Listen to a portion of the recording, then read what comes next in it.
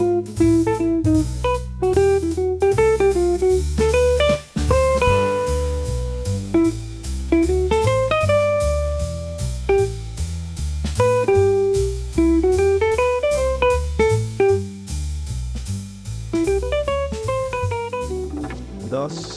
uno.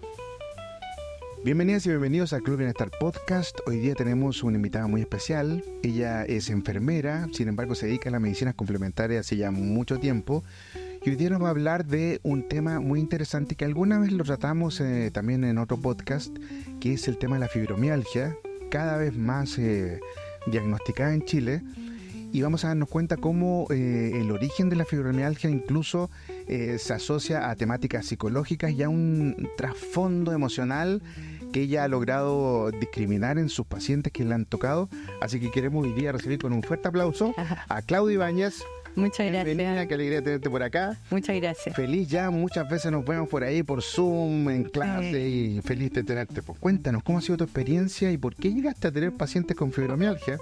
Bueno, la verdad ha sido un agrado que me invitaran y bueno, la fibromialgia ha sido un tema recurrente en mi terapia y la verdad es que es como que ella me eligió a mí para poder llegar al fondo, digamos, de cuáles son los orígenes de la fibromialgia. Para contextualizar un poco, la fibromialgia parte como en el siglo 1800, perdón, en el siglo XIX, los 1800, ¿no es cierto? Y recién ahora la OMS en 1993 la clasifica con un código como enfermedad reconocida. Por lo tanto, tenemos una historia muy larga en donde los pacientes han manifestado sus molestias de dolores crónicos sin que fuese reconocido siquiera por el área médica, simplemente porque había que darse un tiempo para poder analizar cuáles eran los orígenes de esta enfermedad, de esta sintomatología que se presentaba, y no había tiempo, parece. Claro. Y se fue postergando. Y si tenemos conciencia de esto, es súper relevante mencionar que la prevalencia es de un 3 a un 4% de la población hoy, y que bueno, 10 mujeres de cada hombre son las que presentan fibromialgia. Ahora, si analizamos esta información, podemos llegar a una conclusión que limita el conocimiento clínico, ¿no es cierto?, de lo que es emocional, de cuáles eran las características de las personas que presentaban estos problemas, ¿no es cierto?, y que se fueron arraigando en la sociedad producto de las actividades que antes eran fundamentalmente masculinas y que las mujeres se tuvieron que postergar a una serie de cosas y que no se reconocía la capacidad que tenía la mujer, las capacidades intrínsecas de el ser humano, como sentir emociones, sentirse discriminado, sentir que no pertenecía, y esto nos fue afectando orgánicamente, lo que a su vez, ¿no es cierto?, en este proceso se fue traduciendo como dolores musculares inespecíficos y dolores de otra índole. La gracia que tiene en este momento la sanación pránica es que tenemos una herramienta muy efectiva para poder abordar estos temas y poder dar solución efectiva. Efectivamente. Tú me mencionabas algo súper importante, ¿no? Porque a veces empezamos a normalizar, no solamente personalmente, sino que culturalmente, un montón de emociones y que claramente nos afectan. La psicosomática es una realidad médica, no solamente una cosa emocional o psiquiátrica el tener un trastorno psicosomático. Realmente el cuerpo se afecta y podríamos generar cuadros médicos importantes a propósito de los temas del estrés y un montón de otras dimensiones afectivas, ¿no? Ahora, ¿cuáles sientes tú que de alguna manera son esas emociones? Porque hablaste de un contexto social, cultural, ¿cierto? Como el género, como el género femenino de alguna manera tenía ciertos roles. ¿Cuáles sientes tú que son las emociones más importantes que están en juego detrás de la fibromialgia, que son importantes de alguna manera trabajarlas con psicoterapia pránica o con sanación pránica en general? ¿Qué has descubierto en tu camino de recorrido Sí, y de análisis? fundamentalmente es una sensación de poca valía, ¿Ya? es sentirse disminuido, es no sentirse reconocido, apreciado. Podemos llegar incluso al maltrato psicológico que se da por padres que no lo hacen intencionalmente, pero que uno lo puede sentir. O sea, es muy distinto que se haya ejecutado realmente un maltrato a que uno se haya sentido maltratado o disminuido. Pueden ocurrir ambas situaciones. Ahora, en general es un sentir de no pertenencia, de no ser importante, lo que se traduce finalmente en que el organismo se va bloqueando, se va generando unas corazas, ¿no es cierto?, en donde nos protegemos, y es tanta la sensación de no pertenecer, de estar incómodo en un ámbito, ¿no es cierto?, que nos empezamos a autodestruir. Y esta autodestrucción se identificó al principio, ¿no es cierto?, como dolores musculares inespecíficos. Luego es factible que ataque las articulaciones, alteraciones de sueño y toda la sintomatología presente en la fibromialgia, que de una u otra manera habla del querer autodestruirnos. Sí, se parece mucho a como, aunque no hay un diagnóstico autoinmune, ¿cierto? Sí. Se parece mucho a la patología autoinmune. Así es. Y que la génesis aparentemente de el tema inmunológico, cuando empezamos a autodestruirnos, pareciera que psicosomáticamente también hay una tendencia psicológica a una represión de esas emociones. Entonces, muy interesante la hipótesis, aunque no haya una influencia directa en el sistema inmune, sí como se está mostrando como imagen, como metáfora, ¿no? Exacto, exacto. Bueno, el lupus entra dentro de estas mismas categorías, y lo importante hoy a la audiencia, ¿no es cierto?, es que hay una ventana, hay una salida, y lo más importante, creo yo, es dejar de victimizarnos por todo lo que nos ocurrió, todo lo tremendo que nos ocurrió, que vivimos, para hacernos cargo. Hoy la responsabilidad de todos los que podemos identificar esta enfermedad en nosotros es poder decir: me voy a hacer cargo de lo que viví y voy a darle una solución efectiva. Y lo primero es reconocer esta situación. Exactamente. Sí. Claro, empezar a conectarnos, a mirar qué está ocurriendo, si estamos experimentando síntomas. Ahora, la psicoterapia pránica se menciona como una posibilidad real de transformación emocional que nos permite este desafío que propones, ¿no? De la conexión. Sí. ¿Cómo opera en la práctica clínica la psicoterapia pránica, para que comprendamos en la casa? ¿Cómo podemos llegar a construir esa nueva identidad, ¿no? De darnos cuenta que en realidad somos valiosos, que podemos recuperar el control de un montón de cosas, que tenemos que generar autocuidado, amor propio. Sí. ¿Cómo lo hace la psicoterapia pránica? ¿Qué se hace con un paciente? ¿Cómo opera? Bueno, inicialmente yo creo que lo más importante es primero recuperar el estado físico, disminuir el dolor. ¿Ya? Inicialmente yo parto por darle solución a esto. O sea, una persona que está sufriendo con molestias importantes, es imposible que se haga cargo de mirar hacia atrás y ver cuáles son los orígenes de esto. O sea, primero sanar el dolor y luego ir introduciéndose poco a poco en lo que corresponde al origen de la enfermedad, el origen de mis dolores, el origen de toda esta situación que me hizo enfrentarme a una vivencia hostil. ¿Ya? Okay. Ahora, respecto del manejo del dolor, ¿cómo tú ves el efecto? Porque tú eres enfermera y conoces bien cómo opera el dolor, ¿no? ¿Cómo opera este asunto de la sanación pránica en torno a las posibilidades de mejora en el dolor? ¿Cómo los pacientes con fibromialgia, que claramente el dolor es una de las variables importantísimas, genera un efecto positivo en la sanación pránica? ¿Hasta dónde lo ves? ¿Es real, no es real? ¿En qué contexto? Se puede cuantificar, efectivamente. O sea, una de las cosas importantes en esto es que es el paciente el barómetro. Ellos nos van diciendo a nosotros una valorización en cuanto a su dolor, en cuanto a la molestia muscular, a la molestia articular.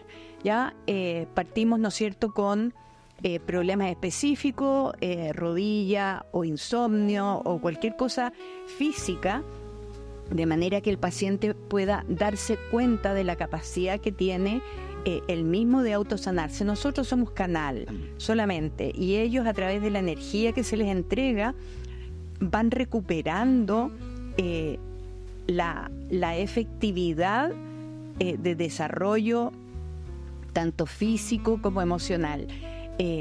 Luego de eso trabajamos con lo que es emocional, cortando patrones, ¿no es cierto?, que vivieron intensamente durante mucho tiempo, de manera que ellos se sientan que son los creadores de su salud, son los que se encargan de generar un nuevo programa en donde ellos son los que se sanan. Ok, ahora en términos de resultados, por ejemplo, el paciente vivencia, un paciente con fibromialgia, en los meses, en la misma sesión, ¿en cuánto tiempo empieza a darse cuenta que sus dolores empiezan a remitir? Esto es relativo. Hay pacientes que tienen episodios cortos y hay pacientes que son crónicos y que tienen episodios bastante más largos, ¿ya? ¿Cómo se da cuenta? Día a día. Esto en cada sesión va teniendo un resultado, ¿ya? Una vez que vamos tratando puntos específicos, se va ampliando la terapia. Esto no dura 2 días ni 3 días, es una terapia que va evolucionando en el tiempo hasta que la persona recupera de alguna manera un buen vivir. Y un buen vivir se traduce en disminución del dolor de manera importante, disminución de angustias y traumas vividos y que no habían sido reconocidos, y una mejor relación con el entorno familiar o con las personas con las que convive. Sí, porque una de las cosas interesantes es lo que tú mencionas, porque hasta el día de hoy, a pesar de todo lo que tú mencionaste históricamente de la fibromialgia, hasta muy poco tiempo atrás, y yo diría que en Chile hasta muy pocos años atrás, y aún, entonces se considera la fibromialgia como una patología psiquiátrica, en donde la familia dice, oye, empezaste con otro dolor, con otro problema. Entonces pareciera que están como, incluso se puede llegar a decir, y lo dicen, digamos, no es algo que yo esté, o sea, faltando el respeto, sino que dice, está llamando la atención otra vez con tus temas. Entonces, ¿cómo se relaciona esto con la familia? ¿Hay una intervención también hacia los otros en el trabajo de la fibromialgia, según tu experiencia? ¿Tienes que hacer intervenir a la familia también muchas veces? O sea, idealmente sería poder intervenir a la familia. Ahora, lo más relevante es ser autónomos, ser capaces de sentir que son únicos, que se pueden recuperar y que van más allá de las opiniones, de los comentarios, etcétera. Cuando uno está bien parado, cuando uno está sólido, la verdad es que el resto no tiene mayor relevancia. Ahora, la familia siempre es importante porque son las personas a las que le tenemos cariño, y cuando uno le tiene cariño a alguien, por Dios que es importante lo que nos dicen, pero no siempre se da de esa manera, sería ideal, pero también se puede tomar a la familia manifestando las características de esta enfermedad, informándoles cuáles son los orígenes, de qué manera se puede apoyar al paciente, y haciendo un globo de contención para el paciente. Ya, y desmitificando que en realidad no está llamando la atención. Exactamente. Sino que es un cuadro médico. Así es, porque al explicarle los orígenes, la familia va a entender que esto no es que estemos peinando la muñeca, ¿no es cierto? No es un tema psiquiátrico. No es psiquiátrico, sino que es... Tiene componentes a lo mejor emocionales, tiene componentes... los tiene, y lo que es importante es poder controlarlo. Las emociones siempre son buenas cuando uno tiene el control de las emociones. Cuando las emociones se nos desbandan, empiezan los problemas, que es lo que ocurre, ¿no es cierto?, con las personas que tienen fibromialgia y que no se han podido hacer cargo de sus emociones porque no saben los orígenes. Por eso es muy importante poder traducirles esto y poder darles herramientas para que ellos, de una manera simple y sencilla, se puedan ir autorregulando las emociones y entender cuál fue el origen de esto y que no tiene que seguir ese programa de la misma manera. Ya, o sea, que tú en tu experiencia y en el trabajo con los pacientes con fibromialgia vas como construyendo un proceso que tiene muchas áreas, o sea, abordas los temas físicos y los principales síntomas y después vas construyendo como una reorganización emocional a través del uso de la psicoterapia. ¿Cuáles son los principales como temas que tú observas ahí que van apareciendo? Ya lo has mencionado, ¿no? Pero en lo concreto con pacientes, ¿qué experimenta el paciente como cosas más importantes? ¿Cómo llegan los pacientes con fibromialgia y cuáles son los temas más relevantes de trabajo? Los pacientes con fibromialgia, la primera consulta es por dolor. Ya. O sea, son pacientes que presentan insomnio, dolor articular, dolor recurrente muscular, inespecífico. Entonces, se sienten muy defraudados de las terapias porque van cambiando sus terapias médicas sin resultado. Cuando ya se hacen cargo de los orígenes, van soltando. Se provoca un quiebre del antes y el después, en donde ellos se sienten autónomos para poder darle un quiebre a la situación vivida. Se van haciendo cargo.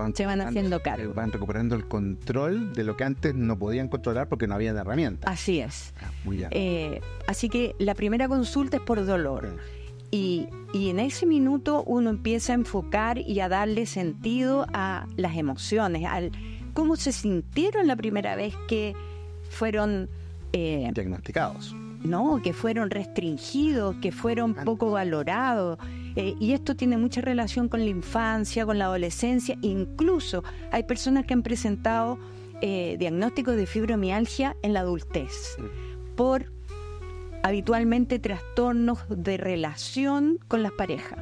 Las parejas las han menospreciado, han tratado de disminuir su capacidad de acción y se han ido desvalorizando, desmotivando, perdiendo la autoestima y terminan con cuadros de fibromialgia que desconocen la causa y que una vez que ya se hacen cargo de esta mezcla de física y emocional, pueden sanar más rápidamente. Súper. Hay un montón de gente que nos está viendo, que quiere conocer más de sanación pránica, de este cuadro y otros cuadros. ¿Qué sientes tú que le dirías a esas personas que tal vez tienen o están sospechando de que tienen algún cuadro de fibromialgia como alternativa, ¿no? a la sanación pránica como posibilidad de tratamiento? ¿Qué les dirías?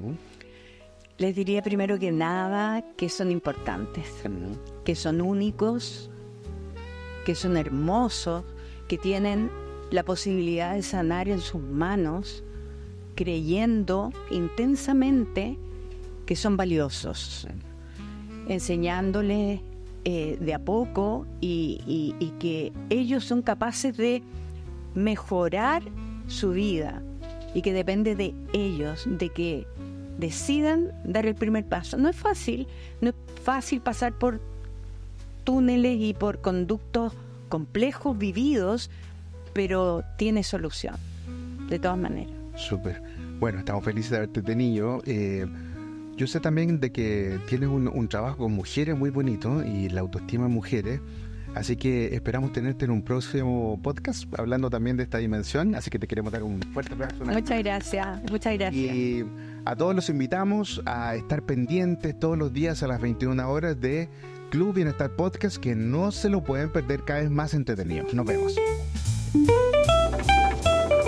Bueno, esperamos que este capítulo de Club Bienestar Podcast haya sido muy interesante para ti. Hemos estado dedicados este tiempo a poder crear esta instancia de conocimiento de lo que es la sanación pránica a través de terapeutas con mucha experiencia.